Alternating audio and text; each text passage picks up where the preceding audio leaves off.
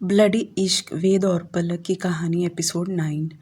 Police का you villa पर आना, वेद को अरेस्ट करना वेद को बिल्कुल भी पसंद नहीं आया, बल्कि उसका गुस्सा और ज़्यादा बढ़ गया। वह पूरी तरह बौखला उठा था। वेद के लिए सबसे बड़ी बात यह थी कि उसने आज तक कोई क्राइम हो या डील हो कभी हार नहीं माना था, और ना ही कोई जुर्म करने के बावजूद भी उसे पुलिस ने गिरफ्तार किया हो।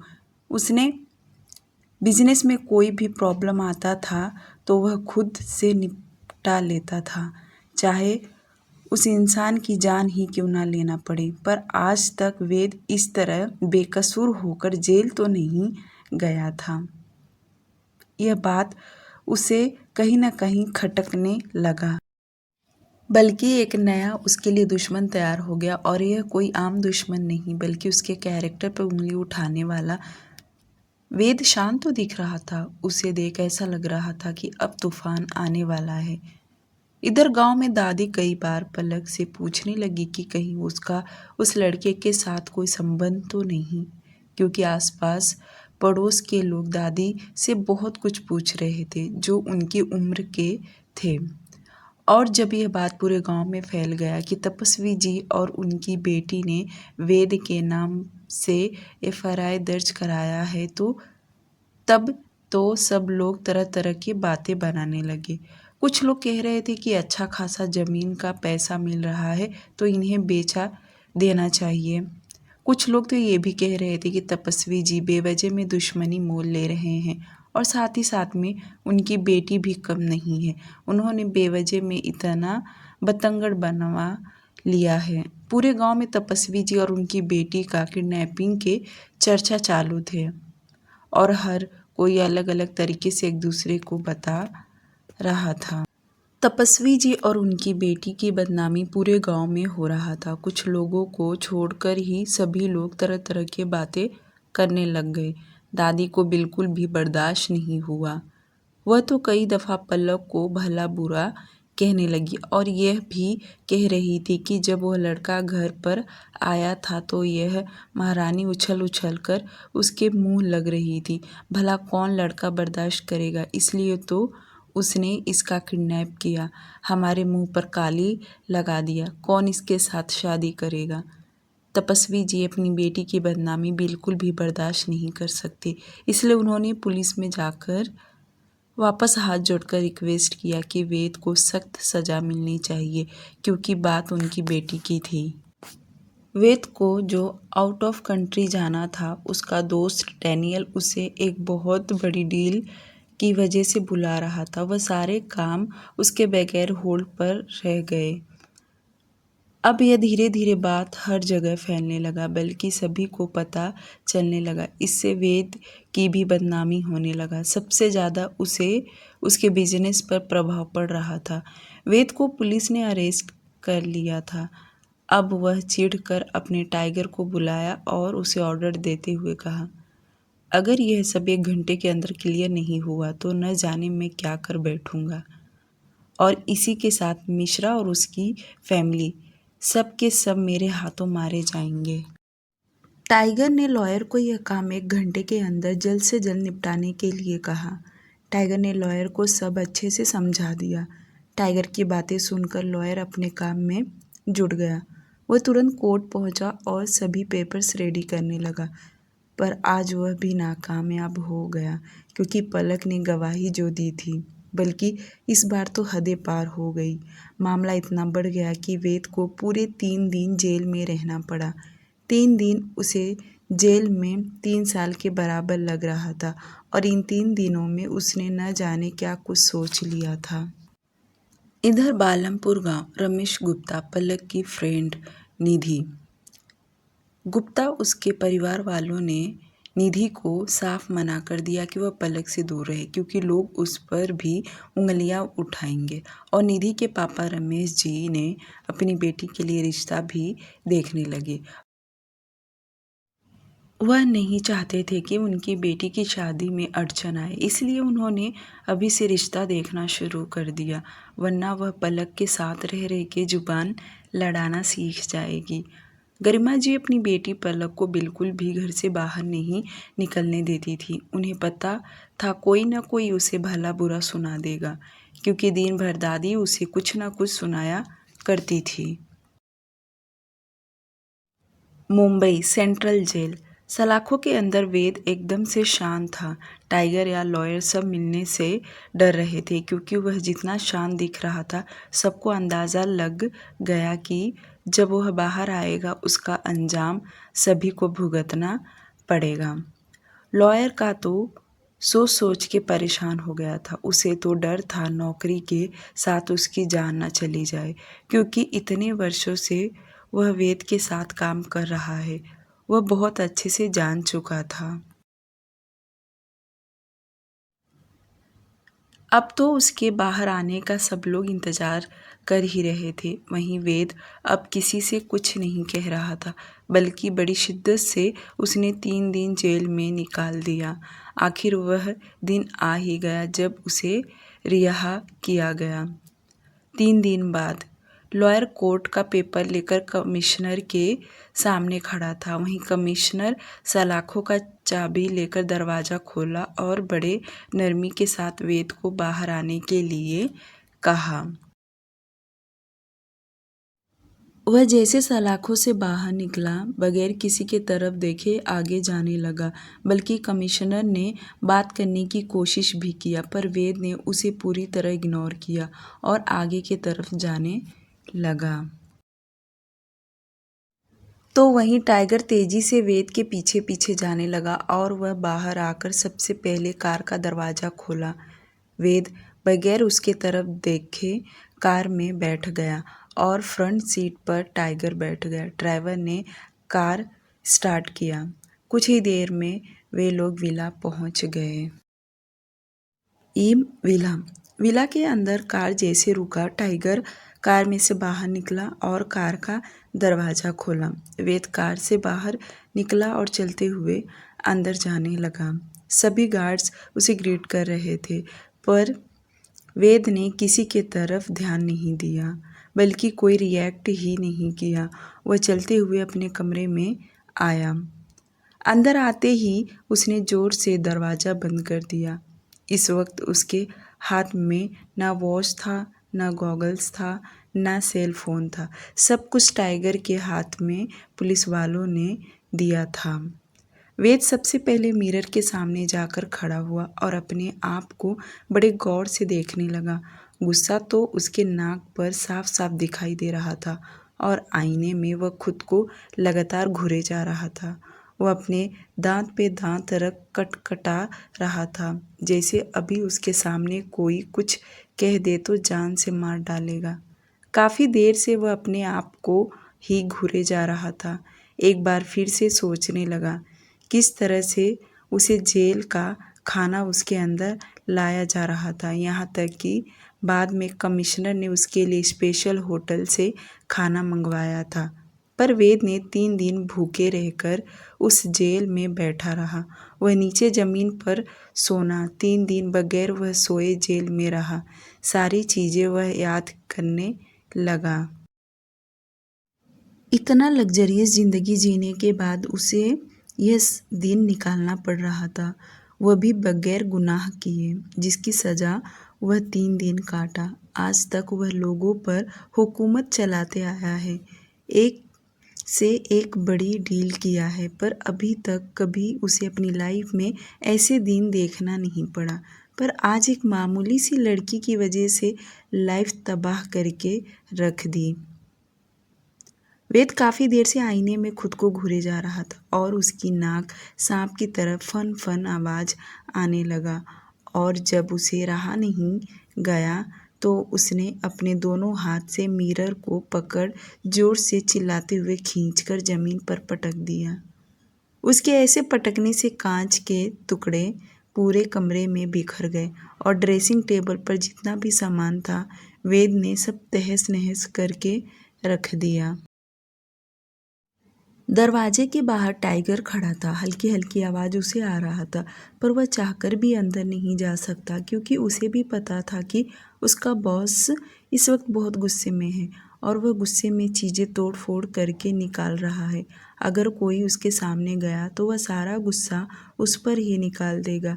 तो भलाई इसी में है कि कुछ देर उसे शांत ही रहने दें। वेद काफ़ी देर तक चीज़ों को तोड़ फोड़ रहा था, जब तक कि उसका मन नहीं भर गया। उसके बाद वह सीधे वॉशरूम में गया और अपने कपड़े उतारकर शावर के नीचे खड़ा हो गया। ठंडा पानी जैसे उसके गर्म शरीर पर गया तो धीरे धीरे ही सही, पर उसका गुस्सा शांत होने लगा। वेद कम से कम 1 घंटे तक शावर के नीचे खड़ा रहा, जब तक कि उसका पूरा गुस्सा ठंडा नहीं हो गया। उसके बाद वह बाथरोब पहने वॉशरूम से बाहर निकला। उसका कमरा इस वक्त तहस नहस हो गया था, जो देखकर वेद वार्डरोब में गया और अपने हल्के कपड़े पहन कर कमरे से बाहर निकला और स्टडी रूम में चला गया। उसके जाते ही टाइगर ने सर्वेंट को कमरा क्लीन करने के लिए कहा। थोड़ी देर के बाद टाइगर खुद वेद के पास जाकर उसे लंच के लिए पूछा, तो वेद ने उसे साफ मना कर दिया। इधर बालमपुर गांव में जब तपस्वी जी और पलक को पता चला कि वेद की रिहाई हो गया तो उन्हें बहुत बुरा लगा, बल्कि वह पुलिस स्टेशन भी गए और उन्होंने दोबारा उसके नाम का कंप्लेंट कर दिया।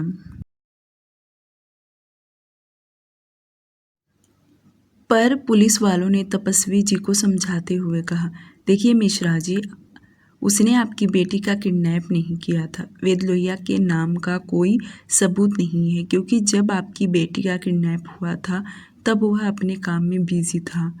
इसका सीसीटीवी फुटेज भी हमारे पास है और मोबाइल कॉल से भी कोई पता नहीं चल सका, जिसके वजह से कोर्ट ने उसे रिहा करने का ऑर्डर दिया है। इसमें हम लोग कुछ नहीं कर सकते। यह सुनकर तपस्वी जी गुस्सा करते हुए बोले, अगर चोर चोरी करेगा तो वह क्या सबको बताकर करेगा? उसने बहुत ही होशियारी से मेरी बेटी की अपहरण करवाया है। वह खुद नहीं किया, उसने अपने आदमियों से करवाया है। तपस्वी जी गुस्से में ये सारी बातें कहने लगे। उनका बार बार पुलिस स्टेशन आना, पुलिस वालों पर इल्ज़ाम लगाना, अब सभी लोग परेशान हो गए थे। उसमें से एक पुलिस वाले ने उन्हें चिल्लाते हुए कहा, देखिए, अब बार बार आकर हमारा समय मत खराब कीजिए, वरना हमें आपके ऊपर कार्रवाई करना होगा। पलक ने जैसे देखा कि उसके पापा का और पुलिस वालों का बहस होने लगा है, तो वह तुरंत अपने पापा का हाथ पकड़ के नरमी से बोली, पापा यहाँ से चलिए। पर तपस्वी जी सुन नहीं रहे थे, जिससे पलक ने उनका हाथ पकड़ के जबरदस्ती वहाँ से घर जाने के लिए निकल पड़ी। तपस्वी जी को बहुत बुरा लग रहा था कि वो अपनी बेटी को इंसाफ नहीं दिला पा रहे। पलक अपने पापा को लेकर घर जाने के लिए निकल पड़ी। कहीं न कहीं वह भी बहुत उदास थी। उसे पूरा यकीन था कि ये जो कुछ उसके साथ हो रहा है, ये सब वेद के वजह से हो रहा है। वैसे पलक को अभी तक वेद का नाम नहीं पता था, पर आज पुलिस वालों के मुंह से उसका नाम उसने पूरा सुनी थी, वेद लोहिया। शाम का वक्त, मुंबई विला। वेद इस वक्त जिम रूम में एक्सरसाइज कर रहा था, बल्कि पंचिंग बॉक्स पर वह लगातार फाइट किए जा रहा था। उसे देख ऐसा लग रहा था जैसे कि उसके सामने कोई इंसान हो और वह सारा गुस्सा उस पर निकाल रहा हो, मानो कि उसका दुश्मन उसके सामने खड़ा हो। वेद लगातार फाइट किए जा रहा था।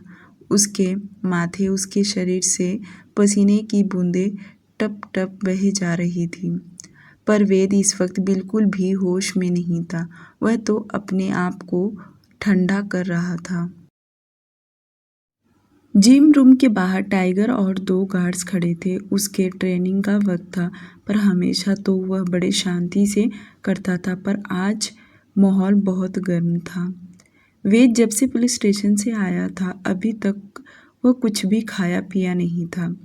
आज उसे जिम में भी काफ़ी टाइम लगा, जब तक कि उसका शरीर पूरी तरह थक नहीं गया तब तक वह पंचिंग बॉक्स पर फाइट करते रहा। फाइनली जब उसका मोबाइल रिंग किया तब जाकर वह उस पंचिंग मशीन पर मारना बंद किया। वैसे तो वह कब का थक चुका था, पर वह अभी भी खुद को थकाए जा रहा था। जब टाइगर उसके सामने आकर खड़ा हुआ और मोबाइल उसके तरफ किया और बताया कि उसके दोस्त डैनियल का कॉल आ रहा है। डैनियल का नाम सुनकर वेद ने अपने हाथ रोक दिया और टाइगर की तरफ देखा। वेद उसके हाथ से मोबाइल लिया और थोड़ा दूर जाकर कॉल रिसीव किया। कॉल के दूसरी तरफ से डैनियल फिक्र करते हुए कहा, हेलो ब्रो, मैंने आज ही तुम्हारी न्यूज़ देखी। ये मैं क्या देख रहा हूँ कि तुम 3 दिन से पुलिस स्टेशन कस्टडी में थे, पर क्यों? क्या माजरा है? क्या पुलिस को तुम्हारे ब्लैक बिजनेस के बारे में पता चल गया क्या? डैनियल फिक्र करते हुए ये सारी बातें पूछ रहा था तो वेद उसे बीच में टोकते हुए कहा, नो नो नो, ऐसा कुछ नहीं है। और तुम्हें यह सब कहाँ से पता चला? तुम तो इस वक्त कैलिफोर्निया में हो ना? वेद का इतना कहना कि डैनियल बोला, यार मैं तुमसे दूर हूँ, पर इसका मतलब ये नहीं कि मुझे तुम्हारे बारे में कुछ पता ही नहीं चलेगा। अब तुम किसी गली मोहल्ले में नहीं रहते हो कि तुम्हारे बारे में पता लगाना नामुमकिन है। यह सुन वेद को और भी बुरा लगने लगा कि उसके बारे में सभी को पता चल गया। डैनियल भी उससे काफ़ी कुछ पूछ रहा था, पर वेद ने उससे कुछ छुपाया नहीं, बल्कि सब कुछ उसे बता दिया। जो सुनकर डैनियल को भी अफसोस होने लगा कि एक मामूली सी लड़की की वजह से वेद को 3 दिन जेल में रहना पड़ा और इसके पहले भी वह 1 दिन रह चुका है। डैनियल तो उसे साफ साफ कहने लगा कि उस लड़की को शूट आउट कर दे, उसकी पूरी फैमिली को तबाह कर दे, पर वेद कुछ बोला नहीं। पता नहीं क्यों वह इतना शांत दिखाई दे रहा था। वे थोड़ी देर तक और डैनियल से बातें करते रहा। उसके बाद वह सीधे अपने कमरे में आया। अब उसके कमरे का लुक एकदम पहले जैसा दिखाई दे रहा था, बल्कि सभी चीज़ न्यू डेकोरेट कर दिया गया था। वेद ने ज़्यादा ध्यान नहीं दिया और जाकर वापस बहुत देर तक शावर लिया। उसके बाद टाइगर ने उसे डिनर करने के लिए कहा, क्योंकि अब रात हो गया था। पर वेद ने उसे खाने से मना कर दिया। आज चौथा दिन था, पर वेद ने अभी तक खाया नहीं था। पर उसे देख कोई भी नहीं कह सकता कि बगैर खाए 4 दिन रह गया है। देर रात वेद अपने बेड को घूर रहा था, क्योंकि उसने 3 रात वह जमीन पर सोया था बगैर बिस्तर के। उसकी आंखों में नींद तो नहीं था, पर वह जमीन पर लेटा जरूर था और आज अपने बेडरूम और बेड को देख उसे बहुत अजीब लगने लगा। इसलिए तो उसने आज खाना भी नहीं खाया, क्योंकि जेल में उसे पहले तो सूखी रोटी और सब्जी रखा गया था। वह तो बाद में कमिश्नर ने उसके लिए होटल से ऑर्डर किया था, पर वेद ने खाया नहीं। आज भी यही सब सोचते हुए काफ़ी रात हो गया, पर उसकी आंखों में नींद नहीं आ रहा था। रह रह के उसके जेहन में बार बार पलक और उसका बाप मिश्रा उसकी आंखों के सामने दिखाई दे रहे थे। वेद बेड पर लेटे यही सब कुछ सोचने लगा और न जाने कब उसे अच्छी वाली नींद आ गई। नेक्स्ट मॉर्निंग, अगली सुबह वेद अच्छे मूड में उठा और सर्वेंट को ब्रेकफास्ट बनाने के लिए कहा। इतना बोलकर वह फ्रेश होने लगा। टाइगर ने सर्वेंट को इंडियन और वेस्टर्न दोनों ही ब्रेकफास्ट टेबल पर लगाने के लिए कह दिया। कुछ ही देर में शेफ और सर्वेंट मिलकर टेबल पर अनगिनत डिशेस लगा दिए। वेद जब जाकर चेयर पर बैठा तो हल्का टेढ़ा स्माइल किया और ब्रेकफास्ट करने लगा। काफ़ी देर तक वह ब्रेकफास्ट करता रहा। उसके बाद उसने टाइगर की तरफ देख कहा, गाड़ी निकालो, हमें कहीं जाना है। डियर लिसनर, अगर आप लोगों को स्टोरी पसंद आ रही है तो प्लीज़ स्टोरी को लाइक और चैनल को सब्सक्राइब करना ना भूलें। और इसी के साथ मेरा व्हाट्सएप चैनल और इंस्टा आईडी भी फॉलो कर लीजिए ताकि आप लोगों को सारा अपडेट टाइम टू टाइम मिलता रहे। Thank you.